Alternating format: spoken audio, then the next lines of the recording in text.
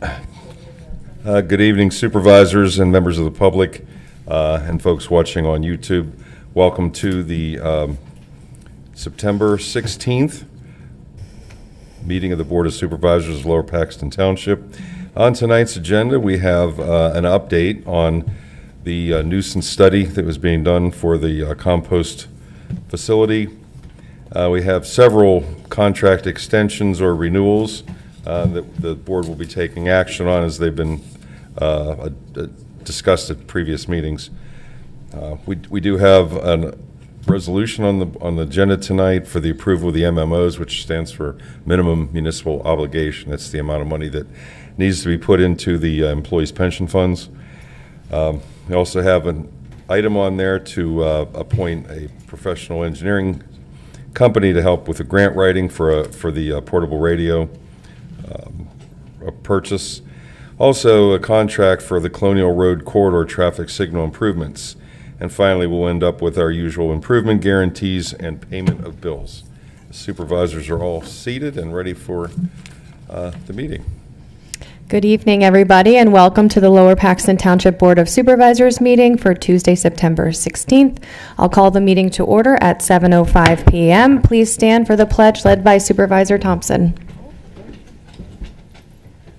I pledge allegiance to the flag of the United States of America and to the republic for which it stands, one nation, under God, indivisible, with liberty and justice for all. So the board did meet prior to this meeting.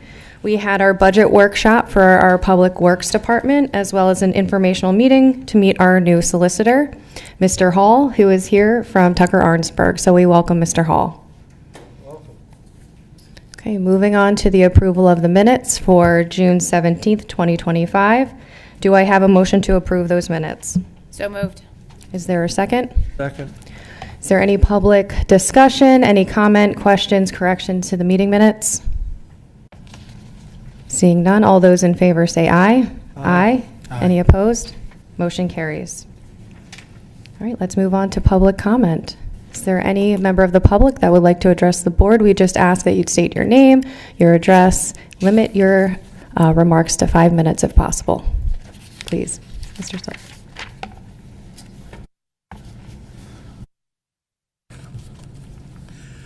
Yes, my name is Gene Stilp. I'm the director of No TMI Restart, whose members are dedicated to promoting public safety by showing that there's no need for the citizens of Central Pennsylvania to take the risk of evacuation, risks posed by the reopening of 3 Mile Island Unit 1. We're in favor of the no-risk option. As members of the Lower Paxton Township Supervisors, I can assume that each one of you is a licensed automobile driver. Each one of you knows the experience of saying, my heavens, what was my blind spot there? I almost hit that guy. Well, right now, the potential impact of 3 Mile Island is in most people's blind spots right now. As supervisors, it's your duty to make sure that all the options are covered so that nothing is in your blind spot. The news of Constellation Energy restarted 3 Mile Island is now old.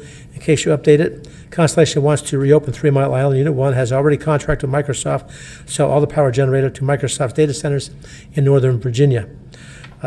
Two of the biggest corporations in the world are getting the profits, while you in Dauphin County are left with becoming the slaves of Constellation Energy. As supervisors in this day and age, you have to plan for unfortunate risks. School shooting threats, school lockdowns, nearby actual shootings and crimes, family disputes, chemical accidents, train derailments, fires, flooding, snow and weather emergencies, child predators, and other unforeseen risks. Your job, unfortunately, is not just in making sure the township duties of policing, public safety, street repair, property management, taxation, and anything else that involves your township running smoothly, but also prepare for all those risks listed above, and that also ones that involve your schools. If there are of those areas you can minimize each or eliminate risk, there's a path you're supposed to follow. If you see a risk, say something and do something to eliminate the risk. That brings us to 3 Mile Island and the evacuation of entire areas. In regard to TMI, welcome to the age where you get all the risk without any say in the matter. While evacuation plans are necessary for the various emergency situations as listed above, evacuations for radiological emergencies are in a category of their own.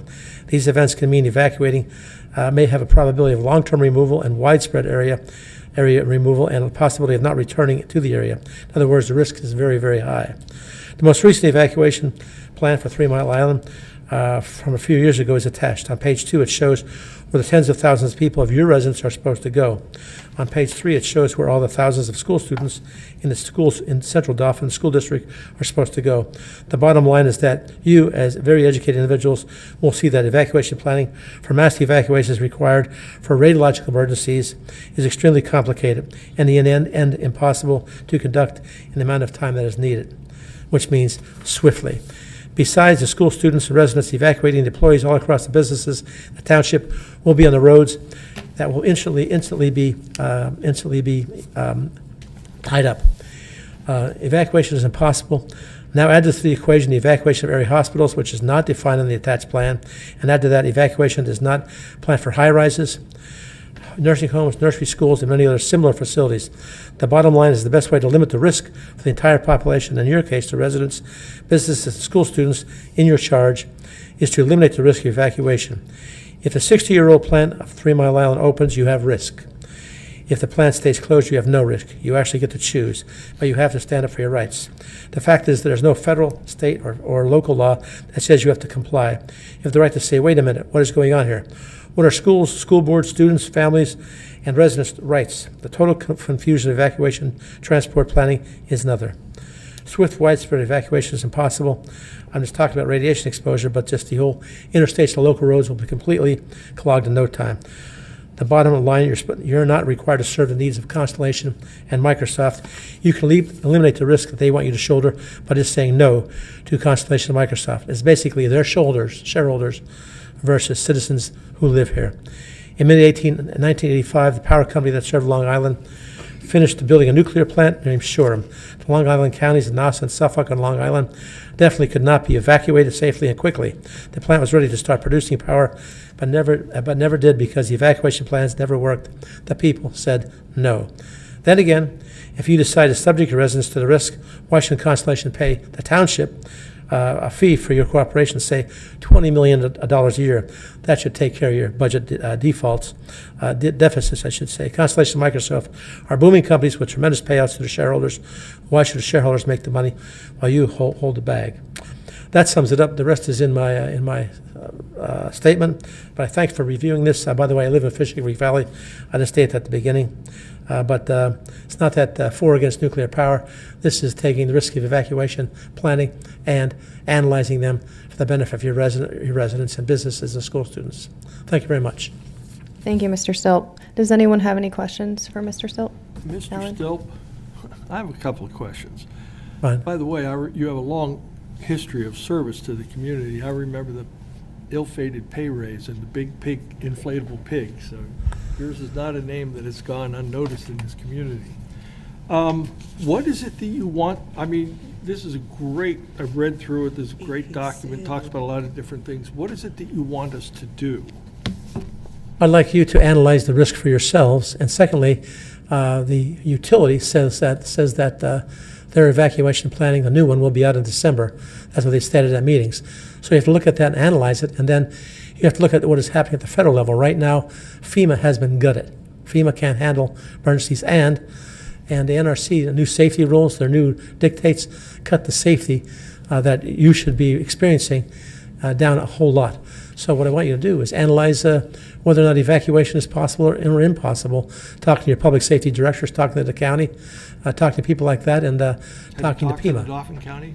What's that? Have you talked to Dauphin County Emergency Management? Me, yes. Matter of fact, right now they're in court because when they put out their plan to the schools, they said you have to mandatorily comply. I said, wait a minute. And also the public safety officer who sent that letter out said that this is a great idea, a great opportunity for economic gain and also for the residents and et cetera. And I said, now wait a minute. You had the public safety department employee, putting his imprimatur, saying this is a safe thing to do, and saying this is a good thing to do for the economics of the county, and also using taxpayer money to send out a letter that said you have to mandatorily comply, and the school districts have to do this, and so that set me to thinking. So I took them to the Dauphin County Court, and it's in court right now, and we're working on a settlement right now that takes out the word mandatory and also makes sure that the Public Safety Department is not in charge of the economic benefit of Constellation. But what your request of us is to Study. make certain evacuation plans for Lower Paxton Township. I want you to evaluate what's possible, what's not possible by conferring with what happens to schools, what happens to businesses, and also there's no place except for here and the county, et cetera, where public has input before local officials. I guess where my confusion comes from, it seems to me that any planning that we would do about evacuation would have to be in conjunction with Dauphin County, would it Yes, not? yes, Okay. and Do you know, you said that this was a 60-year-old plant. yes. And if they were gonna rebuild the plant that was there in 1979, in March of 79, I would say that's a terrible idea. But I know that there are nations like France who get like 90% of their electric power from nuclear.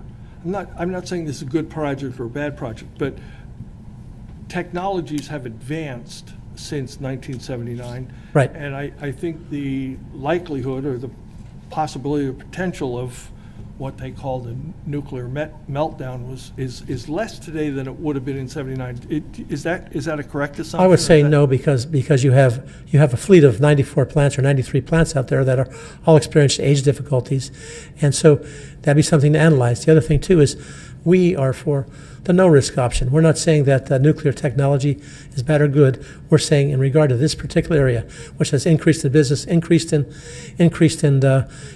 population. Just think to yourself, in the area, there are 11 hospitals, from the Veterans Hospital to the new hospitals on 81 down there. Just take Hershey Medical. How do you evacuate 600 beds? How do you evacuate the Children's Cancer Center down there, the new neonatal center? You can't. There's not enough transport for there. So the bottom line is this, okay? You have to think for yourselves. This is just an opening thing for me to engage you, because on the panel here, there's no nuclear experts up there. And lastly, when we engaged the NRC at the meeting they had in Middletown for the citizens, okay, nobody from Lower Paxton Township was there at that meeting. That was public servant. And what the NRC said there was important when we brought up evacuation planning. They said, hold on, that's not our job. That's up to FEMA. That's up to FEMA. So when I'm saying that, FEMA is gutted, and also I'm not saying nuclear power, yes or no, and analyzing the mechanics of the plant down there. I'm just saying that even if the plant was to work, you still have risk, and therefore, how much risk are you willing to take? I say none, because I want you to protect your people. I want you to plan. Evacuation planning is impossible in this day and age. Okay. I just, obviously, we didn't decide this board did not decide to allow that plant to restart. Right, exactly. Wouldn't be our purview to do that. That's not our ground, our territory, our geography.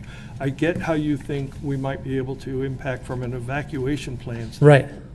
But, I mean, the argument of the people that are restarting that is, economic development and new jobs and like a lot of different other issues that you're not addressing here. So I will take what you said. I will look at this. I'll try to figure out whether or not our responsibilities for an evacuation plan. I'll talk to the folks at Dauphin County, but I'm not real sure that this is a core piece of work for us. That's Well, listen, all. I'm just this a is, little well, bit confused. you want to protect your citizens, you want to protect your kids, you Oh, want to protect the absolutely. businesses. So it does line your purview. The other thing too is Microsoft and all that.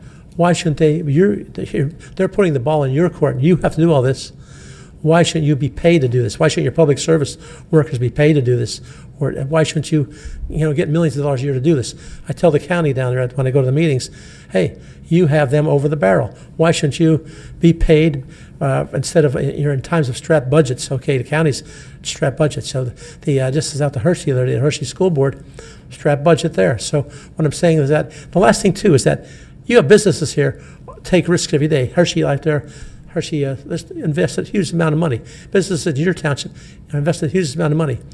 Why put them at risk? Also, try and get insurance for businesses. Try and get insurance for businesses for a nuclear accident. You can. Or residents. You cannot do that. All right. Last thing I want to say is that thank you so much for recognizing the pink pig from years ago. But I had the pink pig at the Capitol, etc. But the real thing people forget is that they might say, "Oh, you're the pink pig man," but really, how should I say it? I also took the case against the pay raise to the Supreme Court of Pennsylvania and won. You got a question, Miss? Yes, Mr. Stilp, what happened when you went to the Central Dauphin School District and made this presentation? They listened, but it wasn't a time they didn't ask any questions, and also it wasn't a time for question and answer at limited time.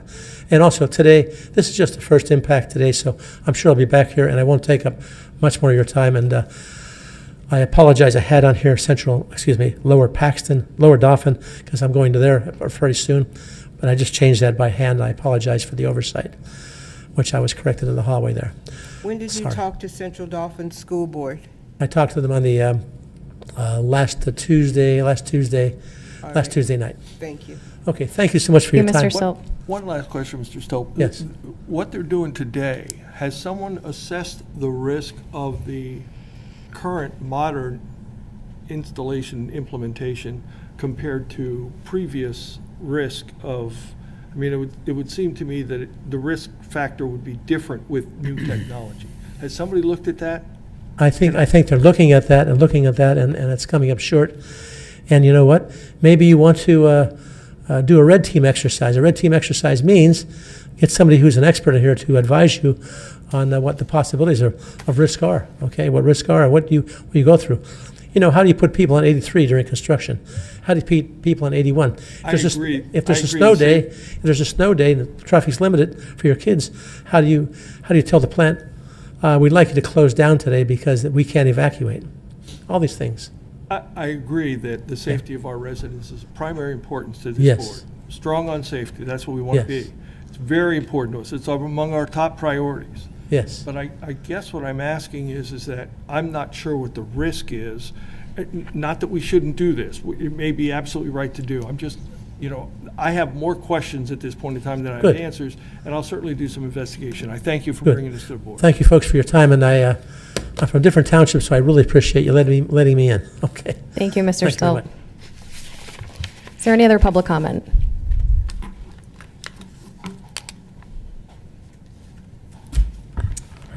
John Campbell, 710 Wrigley Lane.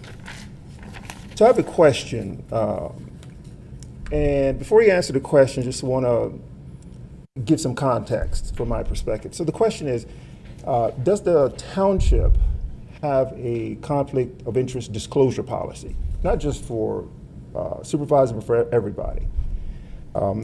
We all know what that is, but in my former life, so I've been on a lot of boards, nonprofit boards, and every year, we're asked as board members, do you have any conflicts of interest? Disclose them, right? And what that does, it helps to, create transparency. It helps to create trust, and so that if anything comes up regarding that conflict, it can be dealt with.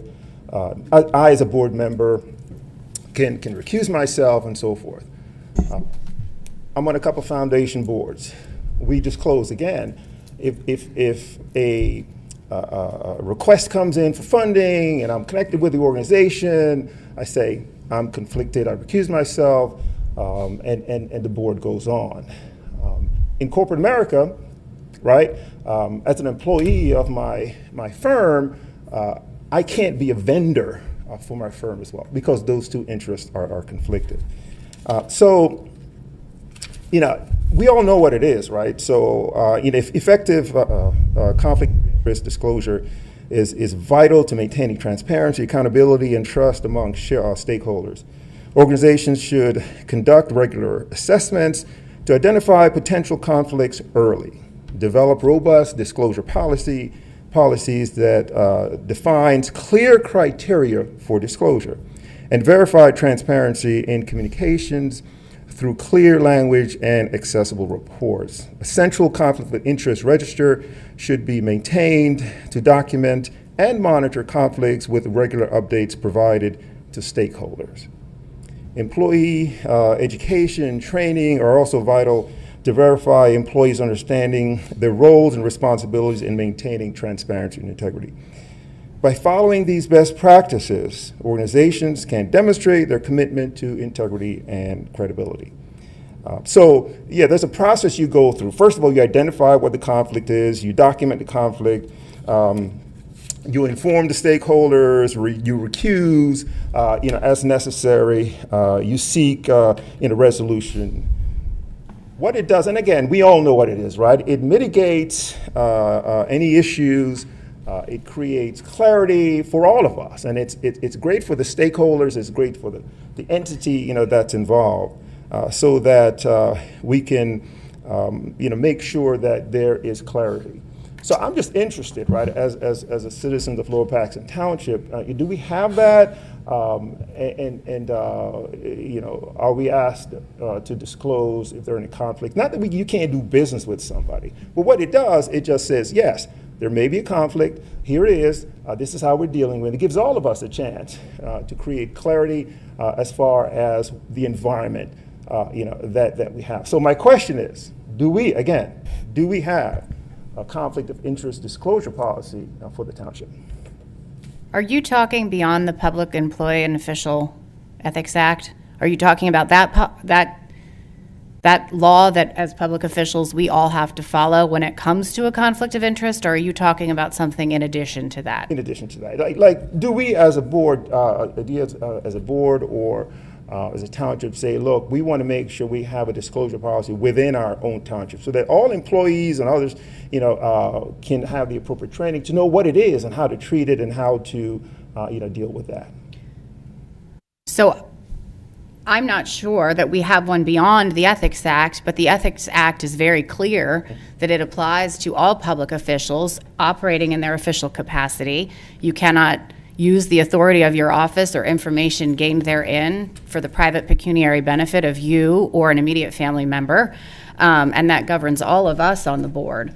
Beyond that, Tom, do you want to? Are we asked to disclose if there are any, or is it just an understanding? If a particular situation comes up, right, we can say yes, there is or is not, or is there a proactive way to say, look, if there's any conflict that anyone knows about, let's just disclose it up front so that as we go forth doing business, there'll be clarity. So I think that the question really is, how are we defining conflict of interest? Because the Act defines it in a very particular way and puts the onus on the public official to disclose that conflict.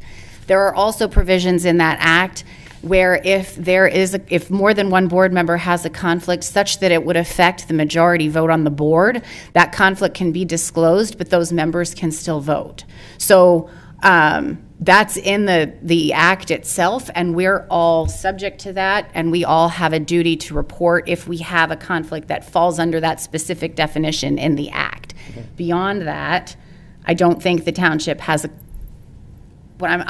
conflict of interest policy that maybe the words conflict of interest would be defined differently than what we as public officials have to follow because we're public officials under the Ethics Act. Well, does the township have one for? The township does not have its separate policy separate from the Ethics Act. There's not really a need for one. It would be belts and suspenders, as what Super Vecchio said is correct. They all fall under the Act. Which the Act defines what a conflict of interest is. I'm not sure what having our own policy would add to that. If you're asking for an exhaustive list of what constitutes a conflict of interest, I don't think anybody could ever come up with that. Correct. So that's where it talks about training, right? So that everyone, employees, and we all know, have an idea of what that is. And if it is, everybody raises their hands and says, yeah, there is a conflict, and we're going to deal with it. So, without the training, right, a lot can slip through the cracks in terms of people's understanding of what it is and how to monitor it, how to address it, how to mitigate it, and so forth. So, I would, in the organizations that I've been involved in, it's been highly effective, and there's a comfort level within the organization that, everything that's being discussed and is transparent, and if there's a conflict, people will speak up. But again, training is important. Training is involved in every single conference I've ever gone to. There's always an ethics training, whether it's the ICMA, the township supervisors, the township commissioners, everybody, and plus we have a solicitor on board who can be very quick to point out what it constitutes a conflict of interest. So I've received a lot of training in it myself. And again, I will just repeat, I don't know what our own policy would add to what is already a law. So again, no, we don't have one. Maybe the organizations that you've been involved with doesn't have a law that governs it specifically, so they adopt a policy, which is laudable. That's great. Okay. But if the supervisors want to have one, I can certainly draw one up for them. But I can tell you, it's not going to carry any more weight than the state law. Okay. No, I appreciate it. It's Do just you want me to read the state law into the record? I don't think that's necessary. Can't we just give a paper copy to the secretary? I just asked a question. And look, again, My choice. it should go from the top of the house all the way down, right? Everybody within the organization, and a lot of people, you're right, are confused about what it is. So, if there is, training within an organization, everybody is aware, and everybody is more inclined to identify what it is, right? And the organization can say, yes, we can mitigate it in this case. So it's not just for, elected officials. It's for everybody else who works for the township, as well. Tom, I don't know, I hate to put you on the spot, but are our township employees, public employees under the Ethics Act? Yes. Yes. So it's not only the supervisors, we're under the Ethics Act defined as public officials.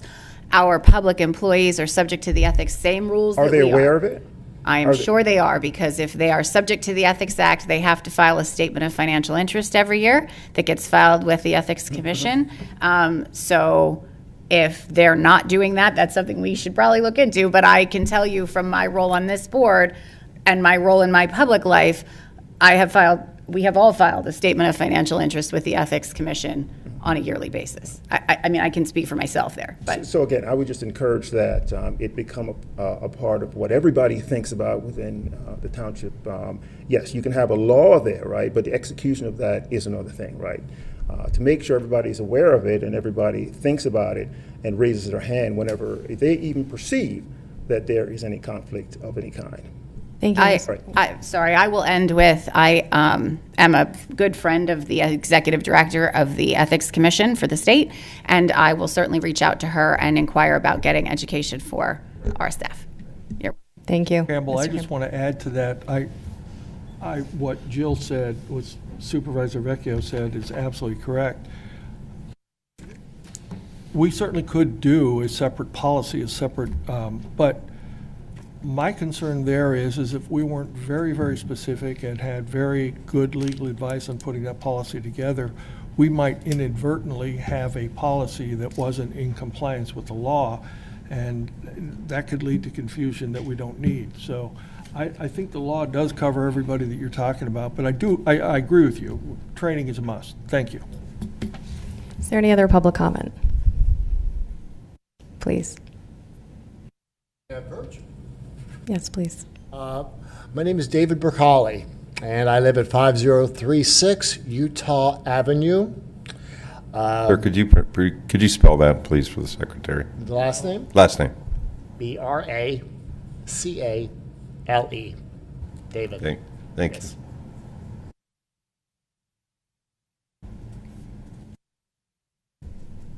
Yeah, thank you. The reason for my visit to your township meeting this evening is, quite honestly, last Saturday at 12 noon, and I'm sure this has probably happened to everyone in this room at some time or another, I received a visit at my front door. Excuse me, I received a visit at my front door. Doorbell rang. A woman She approached me with these leaflets. And I have no objection to that whatsoever. She gave me the, she and I spoke for, I don't know, half an hour or so. And I had a very constructive conversation with her. And fortunately, I made the mistake of not getting her name or the specific organization that she represents. And again, pleasant, constructive meeting. She said, if you like further information on these types of issues, please feel free to attend our township meetings. And I believe I went over this with her. I think she said 7 p.m. on, I think, the first, second, and third Tuesday of the month. So I was like, I hope I'm in the right meeting room for the right event. Okay? Okay. These are the Lower Paxton Township public meetings, Yes, ma'am. correct? But I didn't really know if this particular issue that I'm describing if this is the right forum for it. We don't know what the issue is yet. We don't know what Really, pamphlet I'd you're like to talking. discuss, with Katie Kennedy McShane, Miss Robin Lindsay. It's not specifically a township issue. It's more of a, it gets into the police department aspect of it. And you don't have really, I don't know how much, I've had several conversations with police officers in your township, and really my issue is not so much with the police department, because they've been very, very helpful and very cooperative with the information that I'm seeking.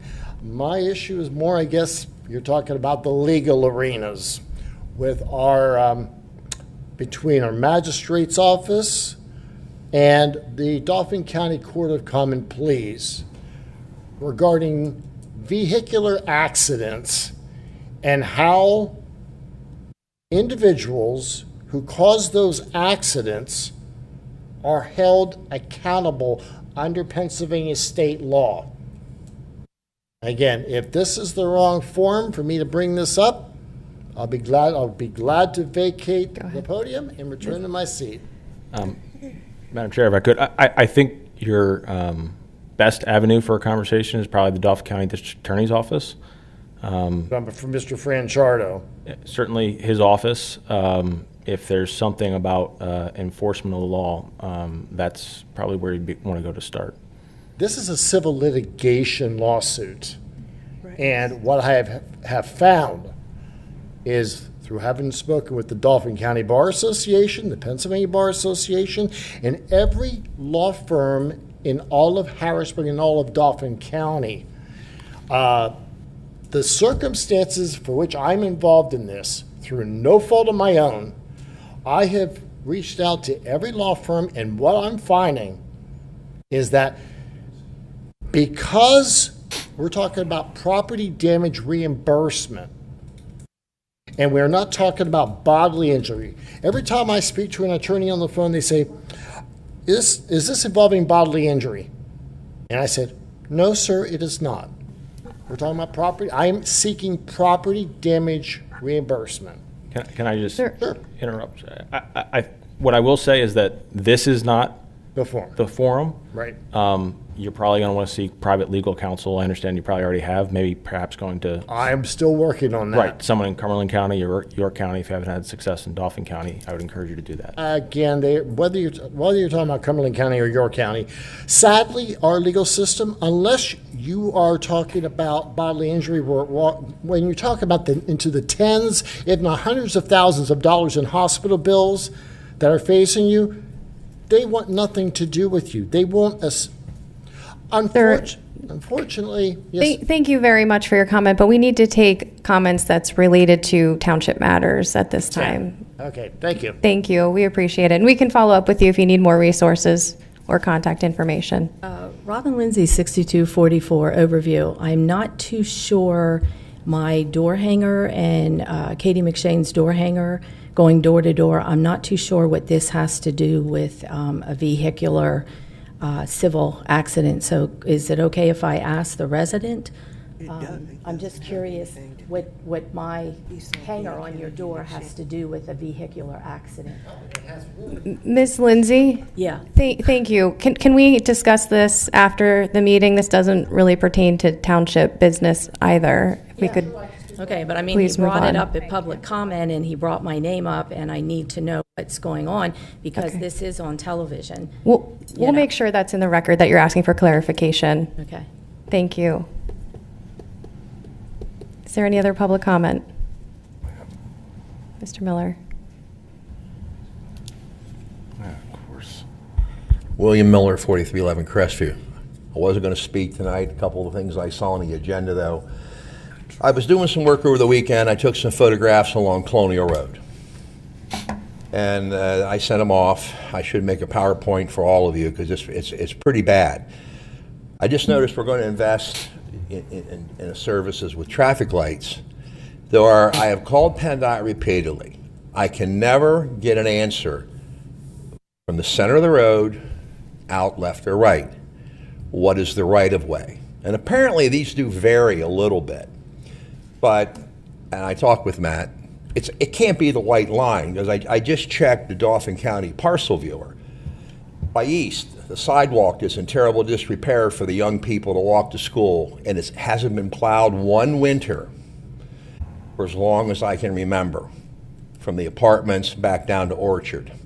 Their right-of-way goes the whole way to the top of the hill. Colonial Road, they said, it only goes to the white line. It goes up the embankment.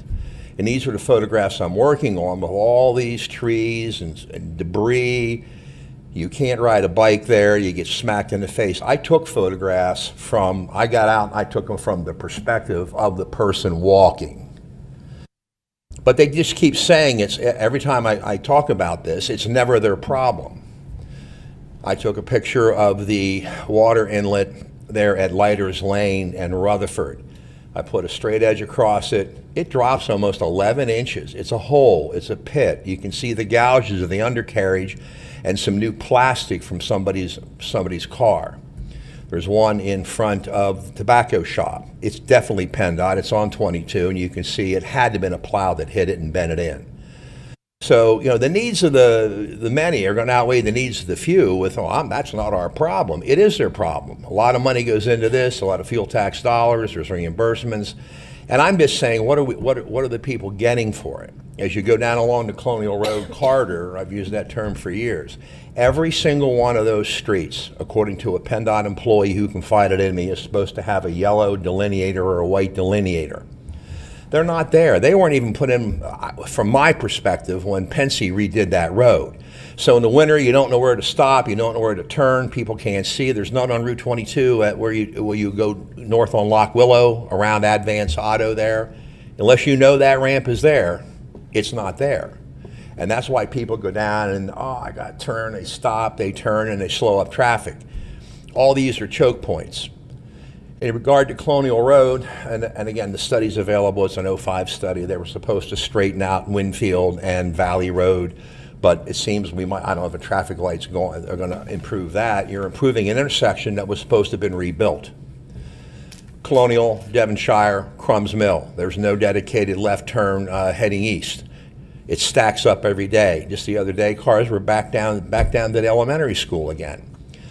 There was supposed to have been another dedicated left turn lane, but you would have to take that house. You can take part of it. They did take part of the doctor's office. They took part of the guy with all the tchotchkes, I call them, out front. Their property lines are in the road, but they didn't take it on the other side. It needs straightened out, but we're going to put all this money in these signals, yet the basic structure wasn't fixed. You have Earl Drive. It was supposed to have a traffic signal years ago in the 05 study, and it's a choke point. They could easily just repaint the line. You could have a left lane and people keep going right if you clear away a little bit of the brush. It would be a simple solution for now. I can't say what's going to happen when they develop Sandy Prawl's property, the Sheesley Trust property, across from Elizabeth Village. Was there any thought made for a signal there to dump for both sides of the road, which was going to be built out, for those people to ingress and egress the roads to their homes? And that traffic will be on Earl Drive. to do all this work, and I guess I'm combining them, to put all that stuff in traffic signals, what about the big fix? What about thinking down the road? We have the transportation study, so is it prudent? I guess it's just programming. They can reprogram them now, that's okay, but if they're going to do a whole lot of expensive work, I don't know if it's worth it. But I think there has to be some way for PennDOT not to tell people we only own to the white line, and to start taking care of the right-of-ways, find out who they belong to, and again, the pictures tell the tale. If you go over to the little parking lot where the insurance is and the doctor's office at Devonshire and Colonial, over the embankment, the guardrail holders are kind of like hanging there. All that is washed away. It's washed away down by Long Drive on Colonial. I took pictures of that. The culvert pipe that drains to the side just plopped out of the end. It all got undermined. It's just hanging there. And that was reported to 2 past, I guess this is Division 8. Yeah, District 8. District 8. The last 2 people, they came out, looked at it, it's still laying there. So we put money into this corridor, and I really think that some upgrades need to be made. The plowing markers need to be installed. Traffic signals are good, but some of those improvements have already been listed. And to have water inlets around here where people destroy their cars, I just don't think it's fair. I don't think it's fair to the people, because you're not going to see that coming in the snow and the rain. You're avoiding somebody on a bike. And then close this out with, all these people that you're almost hitting on these battery-powered things, I think they go as fast as a motorcycle, but those for a vehicle, you get beat up. If you're riding one of those, you're going to get torn up. So I leave it with that, but I really would like somebody to provide a list of the distances. I know that sheet exists because you check it in a notebook somewhere, and PennDOT was the one that had it, but they're really not. Maybe you tell me. So, just as an easy example, we can go back, look at that Pensy contract, and the right-of-way lines would be on the roadway drawings. So we can delineate it as easy as that, or actually reach out to PennDOT and have them come out and mark it. It's probably going to be very unlikely, I'm not going to lie. But the easiest solution that you and I can do is look back at that contract. The documents are still there. We can look at the right-of-way lines and kind of determine what's what. Correct. Yeah, I tried it at Colonial and but it's definitely not the white line. Yeah. It's absolutely not, and they so they don't do work. And does this benefit me? Not at all. It doesn't benefit me at all. I mean, I just see these people, and they struggle with it, and they call, and I think a lot of times you get stonewalled. They don't want to do it. That gigantic rock down there at the house at Woodcrest, I'll stop with this one. When they put in the landscape place down there on McIntosh Road, it's tough. You pull up there to come, and here comes a dump truck. It's got a trailer. It's loaded. People can't get in. That rock is absolute. I mean, I know who put it there. I know why they put it there, because people were driving up in the yard, hitting things in the house probably. They've hit the other house in the other corner. The little house has been hit twice. They've been in that living room twice because of people speeding south. And I couldn't get them a rock. I really did try. They asked, can we get something? And I was told no, but the other side does. But it hinders all that traffic, and all the homes in Strawood Farms use that corner if you're going to head south. They all come there. So, I mean, it's like Groundhog Day on the question, about right-of-ways. And this leads to the fact that the township shouldn't have to spend their money on making improvements and even time figuring it out, when I think it should belong to PennDOT. And I think that whoever around here should be more proactive in going over these roads. And I know that 50 people a day, they see that culvert I see, they see that rock, and they see that tree overhanging, and they work for the state. And what do? Well, I got something, because it makes you have to do some work. Thank you. Thank you, Mr. Miller. Is there any other public comment? Okay. Thank you, everybody. Let's move on to chair and board members' comment. Are there any comments from the supervisors? I have comments. I'll start with following up on Mr. Campbell's statement. I have with me the Pennsylvania Public Official and Employee Ethics Act And I'm going to read from the definition that I referred to earlier. Conflict or conflict of interest. The definition is use by a public official or public employee of the authority of his or her office or employment or any confidential information received through his holding public office or employment for the private pecuniary benefit of himself or a member of his immediate family or a business with which he or a member of his immediate family is associated. I refer back to our board meeting of last Tuesday when we were addressing the issue of hiring the solicitor and the interview issue. I went back because I wanted to make sure that I had the comment correctly that Chair Kurtz made. I went back to watch the YouTube meeting once it was posted, and the comment that she made at timestamp 50.04 is this. Personally, I work with every one of these law firms on a regular basis, and I am quite aware of their capabilities as solicitor, so I did not contact them with regards to their respective proposals, but again, I work with them on a weekly and monthly basis, each of these firms. Here's what I want to state. Given that the chair publicly stated that she worked with all of these firms in order, one of the things that I was taught when I hit law school was that you avoid even the appearance of impropriety. So in order to avoid even the appearance of impropriety in this case, I believe last Tuesday she should have recused herself from the vote on the hiring of the solicitor. So everything would be clean and transparent. The other point that I want to make is that our residents, as well as us, but more importantly, our residents have been through the ringer the last couple of months, and we had several residents get up and say they expressed their concern about the fact that there wasn't an interview process, and they wanted to have the interview process. I don't want our residents run roughshod. Their opinions, their concerns were ignored. We took a vote, and now we have a solicitor.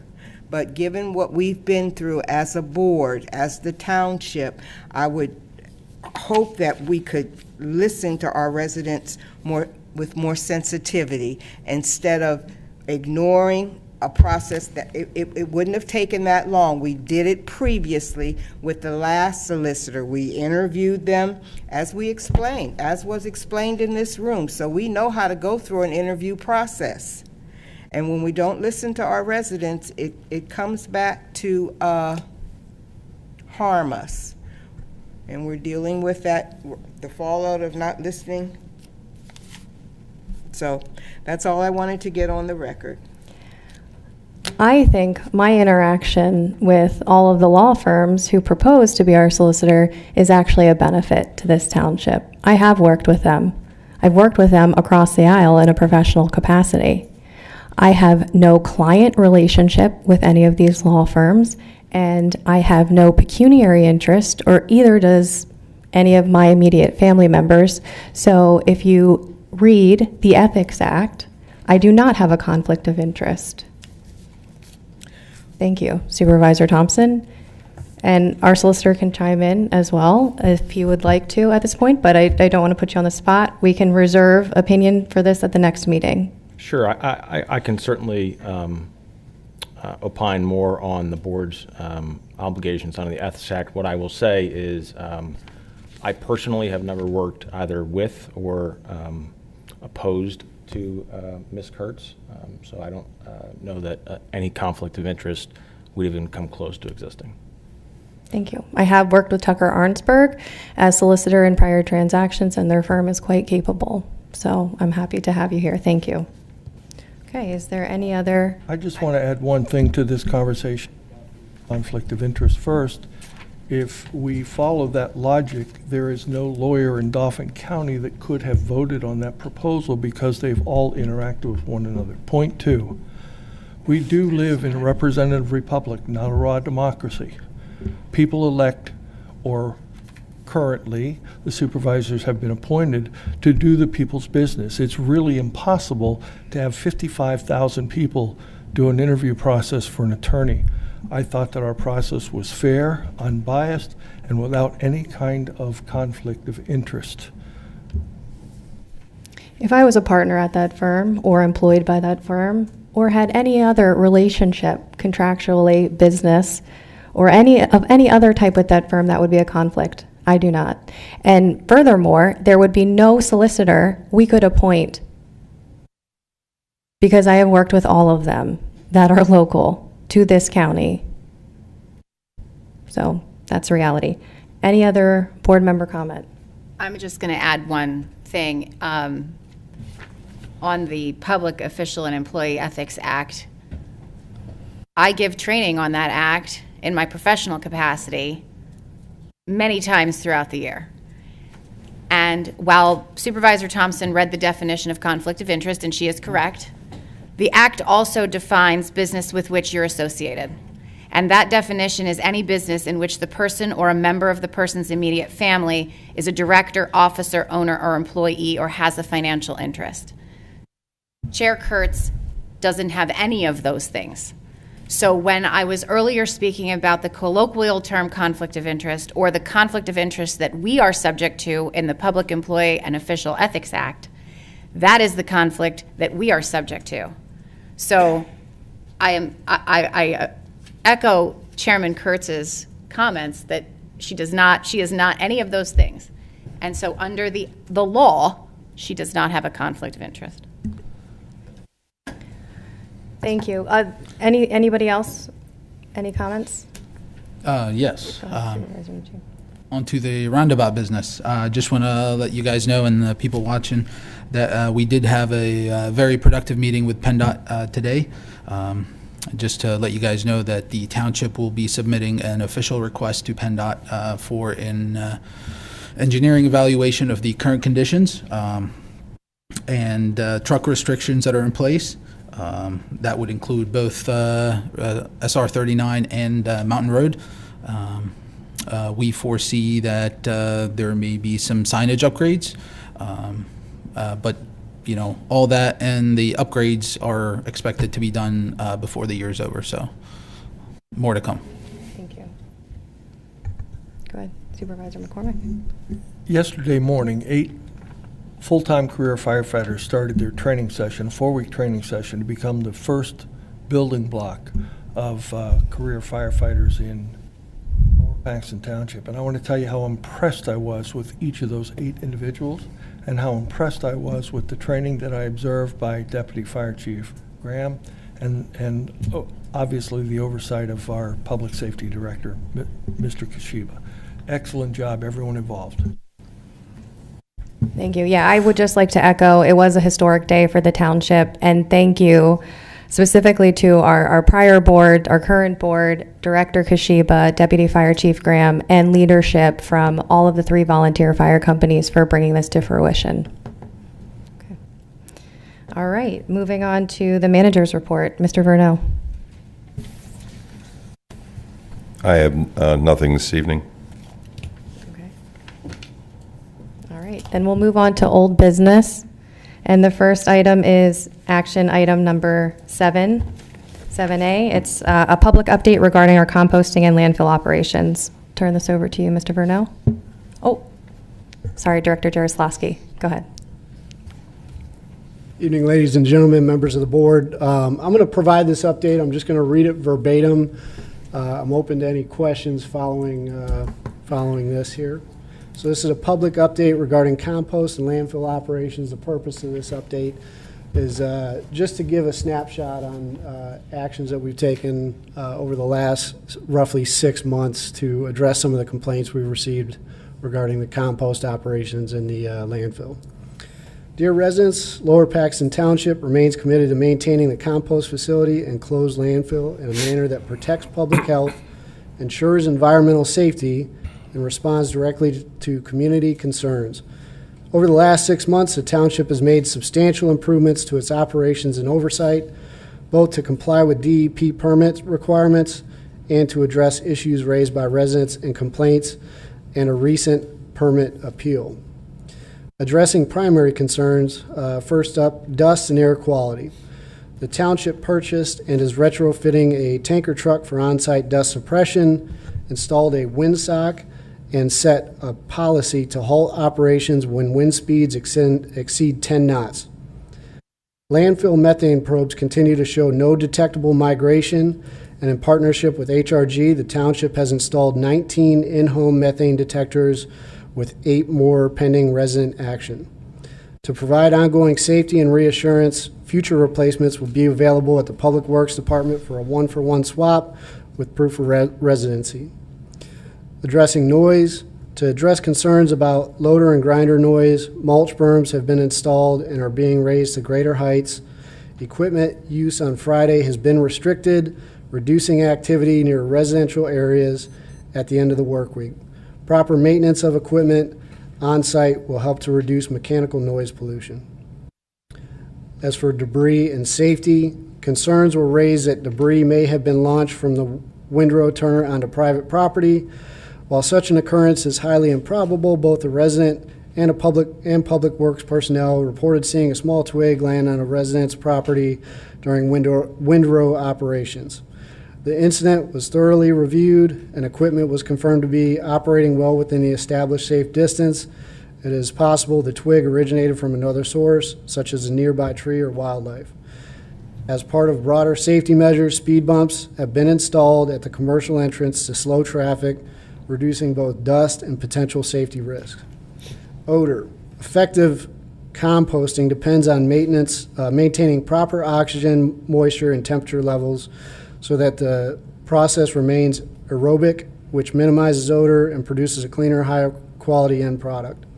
The township conducts and documents weekly temperature checks of each windrow to verify that the conditions are within optimal range. To sustain the balance, the 2026 budget proposal included funding for a dedicated water line to enhance dust suppression, moisture control, and overall compost quality. Other community concerns include traffic and site access. The township has implemented traffic calming near the facility to monitor commercial entrance use to minimize conflicts with park users. Landfill history. Regular inspections of the closed landfill by DEP completed October 2024 was the latest one, confirming the site remains in compliance with all permit requirements and identified no violations. Routine methane monitoring continues to verify safety. Transparency and accountability. All operational complaints should be submitted through the township SmartGov system. DEP's 2025 technical assistance study recommendations are being used as a roadmap to continued improvements in communication, record keeping, and resident outreach. Actions completed. We submitted a improved nuisance control plan this month to comply with our current permit. Completed preparedness, prevention, and contingency plan, June of 2025. General permit was renewed by DEP in June of 2025. DEP compost facility observation was completed in June of 2025. Submitted a RFP for Lower Paxton Township compost facility optimization and community impact mitigation study. That RFP was submitted in June of 2025 with no returns, and again in July of 2025 we received one response from SES engineers for a total cost of $38,000. That study is on hold for further review and negotiation. We completed a regular landfill methane testing in August of 2025, passed a DEP landfill inspection with no violations, and proposed expanded budget and planning for site maintenance, fleet upgrades, and capital improvements. Our commitment. The township acknowledges that living near a compost and landfill facilities has raised legitimate concerns for some residents. We take these concerns seriously and have acted proactively to improve operations, increase transparency, and investment in environmental protections. Moving forward, we will continue to monitor performance, implement DEP recommendations, and evaluate long-term solutions, including the potential for relocating the compost facility if feasible. Residents are encouraged to review these materials and to contact, pardon me, let me go back here. So there are 5 enclosures to this update. Enclosure 1 is the improved nuisance control plan. 2 is the landfill gas monitoring report. 3 is a compost facility renewal. 4 is the DEP general inspection report. 5 is the DEP technical assistance study. These items are available in hard copy on the table over here, or if you'd like to contact me directly, I'd be happy to provide my email, and I will digitally send them to you. Residents are encouraged to review these materials and to contact the Public Works Department with questions or feedback. We remain committed to working collaboratively with the community to ensure these services are delivered responsibly and while continuously working to minimize community impacts. Open for any questions. Thank you, Director Jaroslawski. Does anybody have any questions? Can I ask, has this been provided to Mr. Johnson? If it hasn't, can we provide it to him? We can. I don't know if it has or not. I didn't send it to him, so Okay. we can make sure he gets a copy of this. It's still in draft form, or is this final now? I do have a couple corrections I'd like to make, but Okay. I'd be happy to send that to him. Okay, Yeah, my great. copy still says draft, so I didn't think it was ready to send out. Got it. Thank you very much. Does anybody, oh, So I have in my hand, and I believe it's over there on the table, the CSC Engineers Report dated May 21st, 2025.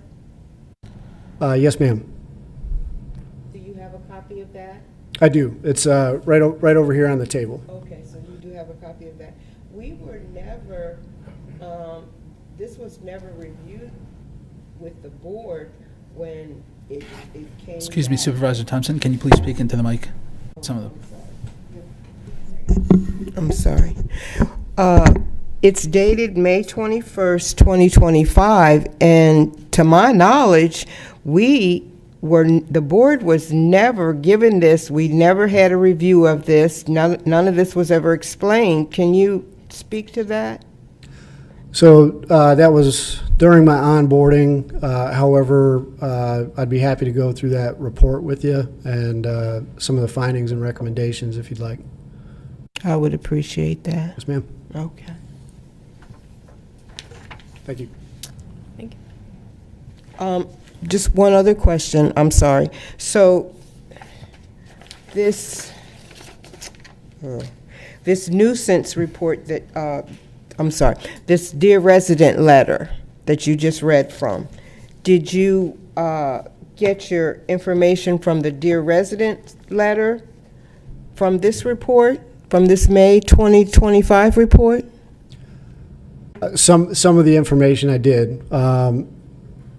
As well, so that was a baseline study to make improvements towards the compost facility. There are some areas where an additional study would be recommended as far as actual on-the-ground improvements. That study right there basically outlines general practices and recommendations for, as far as the composting industry goes. Okay. And how closely was DEP involved in analyzing this May 2025 report? They funded it. They organized it and funded it.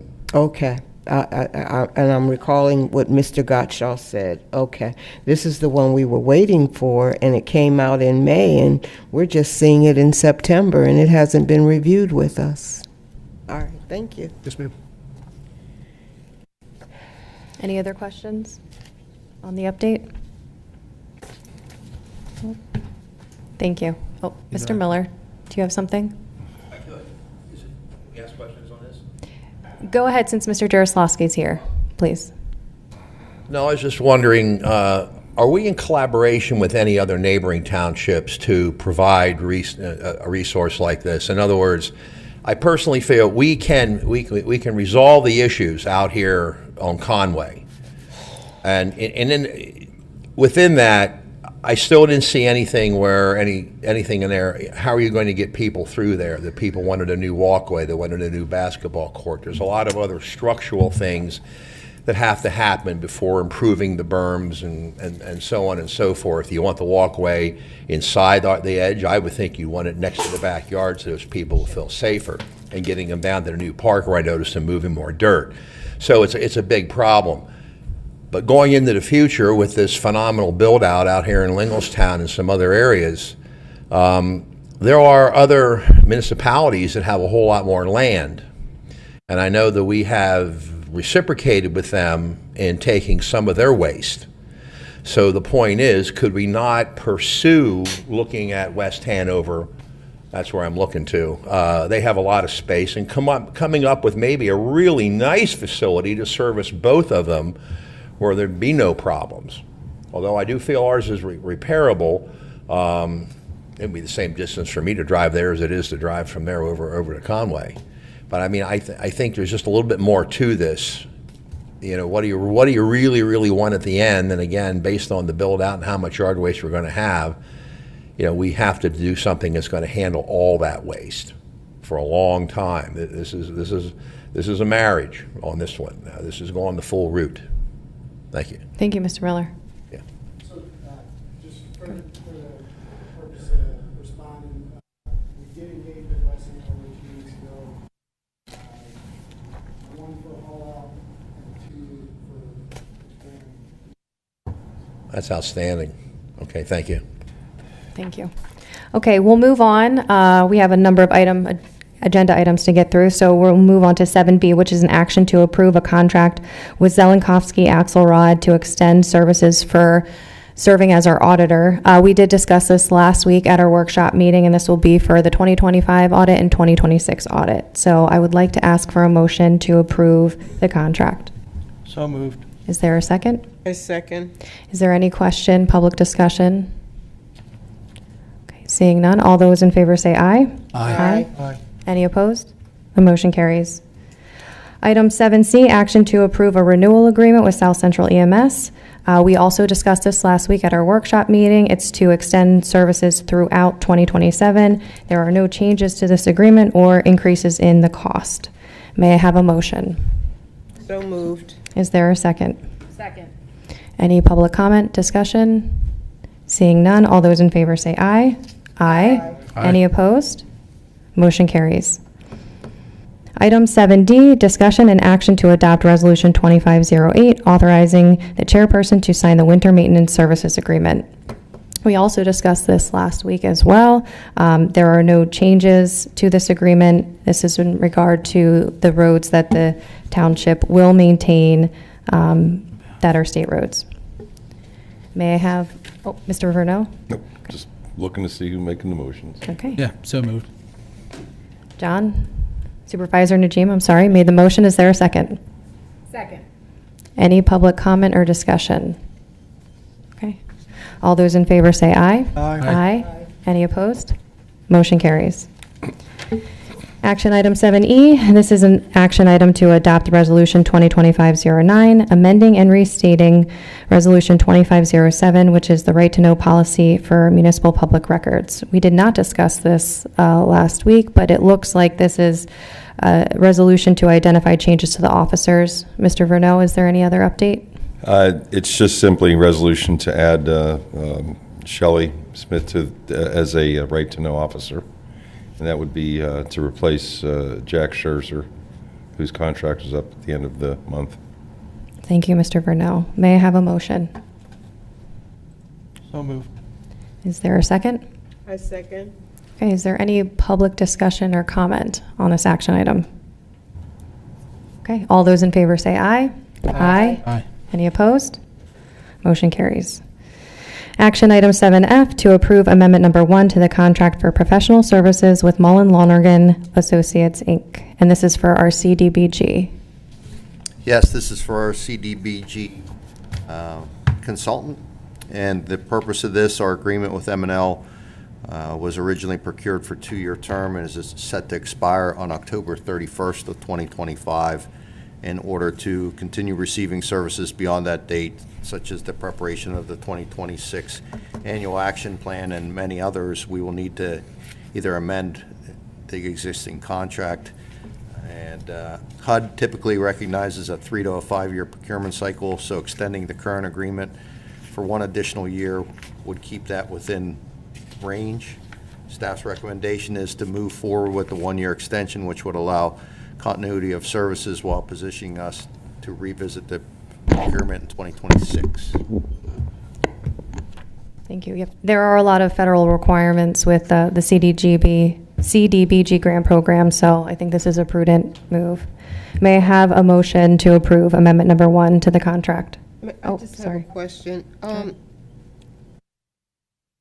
Chief Kashiba, what does CAPER stand for? Capper? I don't have that in front of me, ma'am. It's in the agreement. On the first page, now therefore, the parties to this amendment, number 1, it mentions Capper there. That's a grant program, but I'm not sure what the acronym It's is. the Consolidated Annual Performance and Evaluation Report. There you go. Okay. So I was asking for a motion to approve the amendment to the contract with Mullen Lonergan. Do we have a motion? So moved. Okay, is there a second? I second. Okay. Any public discussion or question? Okay, all those in favor say aye. Aye. Aye. Any opposed? Motion carries. Okay, moving on to new business. Item 8A, and that's an action to adopt Resolution 2510, accepting the MMOs for the police and non-uniformed employee pension plans. Again, that MMO stands for Minimum Municipal Obligation. It's a calculation that we make based on the payrolls and what's called the normal cost that the actuary gives us every year. We multiply that to determine how much money needs to go into the pension plans to fund the future retirements. The MMOs have to be approved before the end of September. And I would like to thank Mr. Grove. Actually, there was a lot of as the transition was happening in the finance department, these sort of got put off to the side, and he worked extra hard to get these finished for today, so that we could have these adopted before the end of September, since this is your last meeting in September. So we have them for you, and they need to be approved so that they can be sent in. Okay. Thank you, Mr. Vernell. So may I have a motion to adopt Resolution 2510? So moved. Okay, Second. Thank you. Is there any public discussion, any questions? Okay, all those in favor say aye. Aye. Any opposed? Motion carries. Okay, moving on to action item 8B, which is a request to utilize HRG to serve as a grant writer for new mobile and portable radios for the Bureau of Fire. Director Kashiba? Yes, the scope is they are currently on retainer with us. The proposed assignment is what you see in front of you relative to the state LSA grant, which we will be seeking the full award of $1 million towards our emergency services radios for the Bureau of Fire, which constitutes all 3 individual fire companies as well, 49 mobile radios, 136 portable radios. The overall anticipated expense is $1.3 million for that project. HRG will be handling the project narrative, documentation, and maintaining the necessary materials moving forward, and attend any CFA board meetings on our behalf for the fee of $3,500. Thank you, Director Kashiba. And I assume our current portable radios are past their useful life. Is that Yes, correct? they're way past their Yes. useful life and So I've completely unserviceable at this point. Thank you. All right. Do we have a motion to approve the request to utilize HRG as the grant writer for this project? So moved. Is there a second? Second. Any public comment, discussion, questions? Okay. All those in favor say aye. Aye. Any opposed? Motion carries. Okay, so we are on to 8C, which is an action to award contract for the Colonial Road Corridor traffic signal improvements.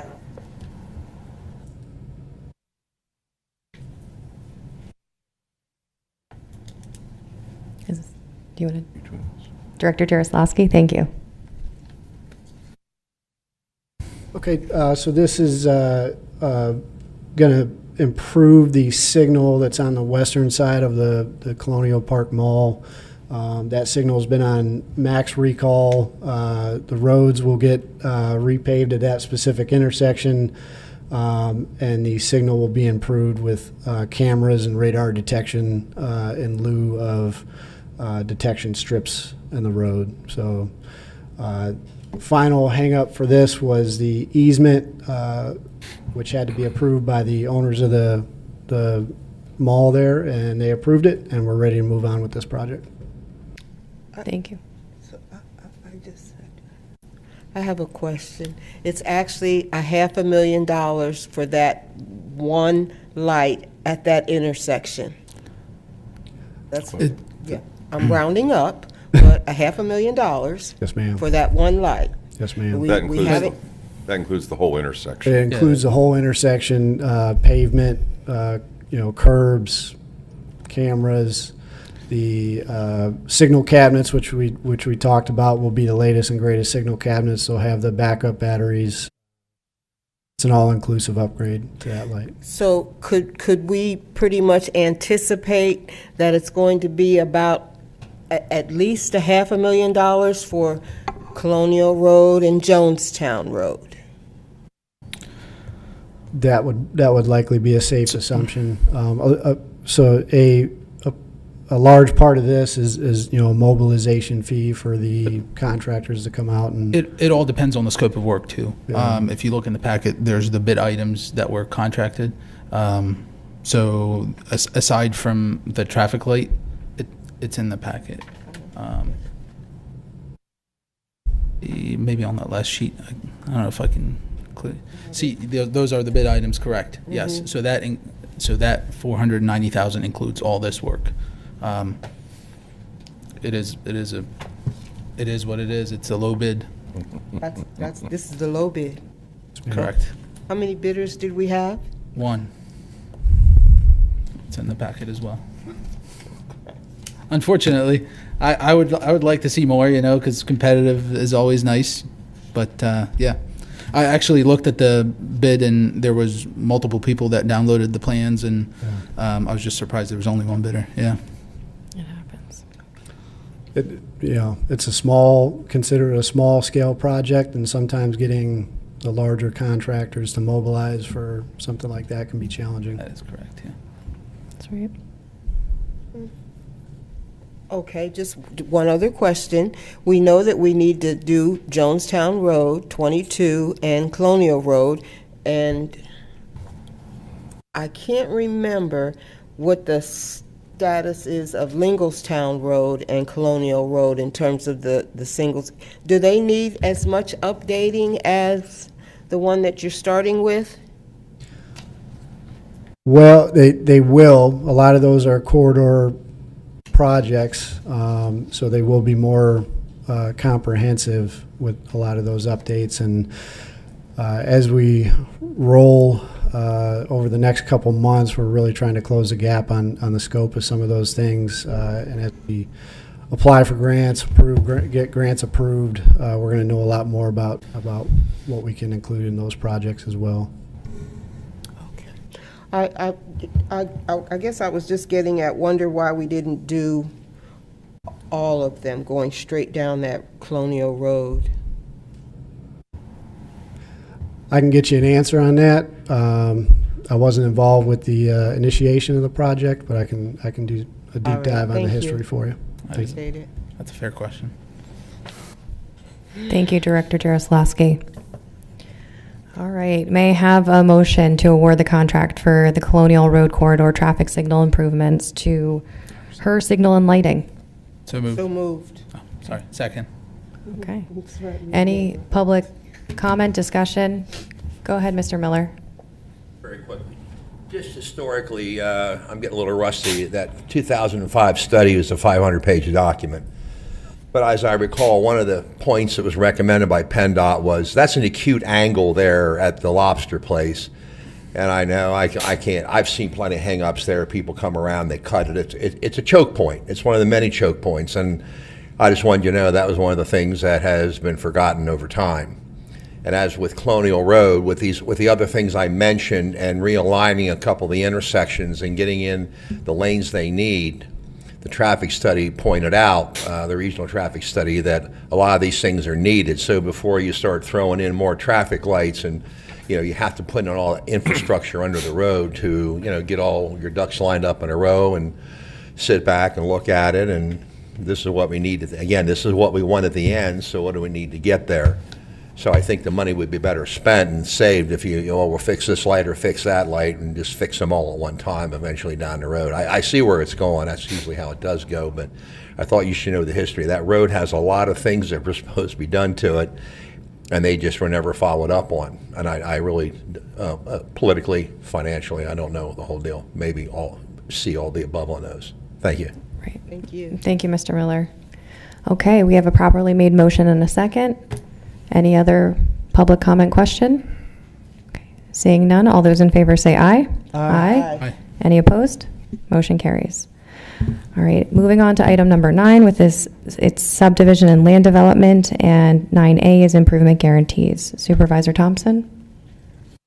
Having reviewed the memo that Director Zerby left for the improvement guarantees for Autumn Oaks Phase 3, Huntley Phase 2 to 5, Meadows at Colonial Club and Sheets Store, I make a motion to approve the improvement guarantees. I don't really want to get into all the details, though I do have it there because we've already gone a long time tonight. So unless anybody wants the details, I will just say let's go ahead and approve the various extensions.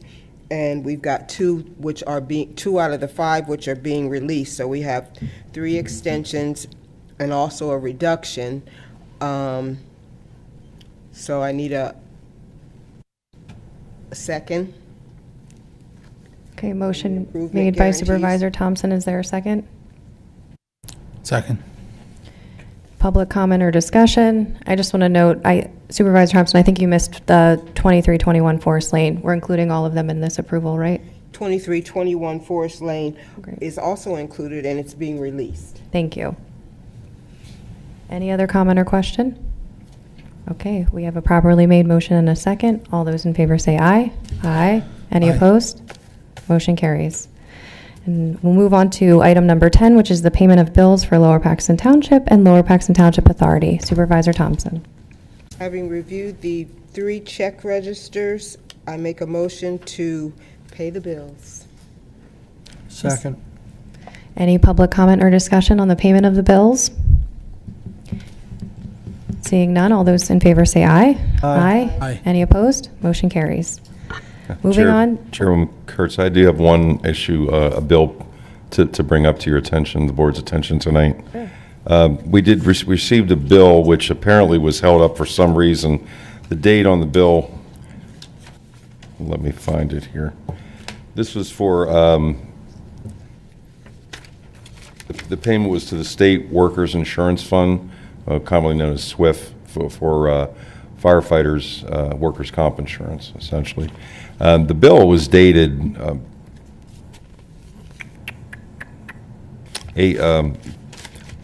August the 29th, but for some reason our finance department did not receive it until the 15th. It's due on the 26th, so they cut the check. It's here. Anybody can take a look at it, and it will be on the next check register as a special item, noted that it's already been sent out. So, Okay. Supervisor Thompson, did you want to take a look at this? Not right now. Okay. You can put it in my mailbox and I'll look at it then. Okay. Thank you. Mr. Verno, do you need us to take action on that specific bill, or should we Uh, ratify it at the next meeting? No, I just wanted you to make sure you knew that it was paid today. It'll be on the next, it'll be ratified at the next Great. check register. It's happened That will- occasionally. I'm sorry? It's happened occasionally where, That will make the payment late, right? I'm sorry? That will make the payment late? No, they're going to get it, no, they've already cut it, and Okay. it'll be, I think it was mailed out today, so it'll be there on time. did you Thank- say, I'm sorry, you said mailed? This is an automated? See what this looks like here. Looks like a check to me, but Okay. yeah. Okay, are there any announcements? Any announcements? What's our next budget meeting? On Tuesday, October 7th at 5:30, it would be for public safety and police. And we invite you all to come out to that meeting. We started off really well with attendance by the public, but as the budget sessions have gone on, our attendance has sort of dwindled. So we would like to have that same amount of interest going through our budget sessions. This is your opportunity to ask questions. Any other announcements from the board? Yes, I failed to, forgot to mention it during our board comments, but Mr. Miller, I want to say thank you for all the time and effort you've put to take the pictures and send them to me. I did talk to the maintenance executive. I told him we have a laundry list. I told him once I compile all that information, I will be in touch with him and our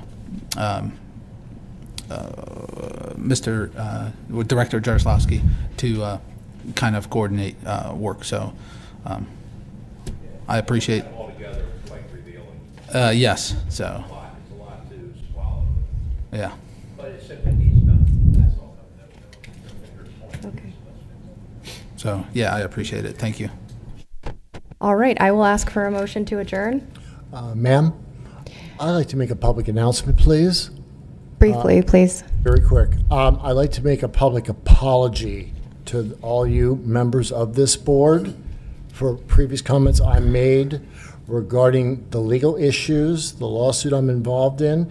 It in no way involves Mrs. Robin Lindsay or Ms. Katie McShane. In no way does it involve them, has nothing at all to do with them. Thank you, sir. And We that's- appreciate the clarification. You're welcome. But yeah, just wanted to make that crystal clear. Great, thank you. Thank you for your time. And may I have a motion to adjourn? So moved. Second? Second. Okay, we are adjourned. Thank you.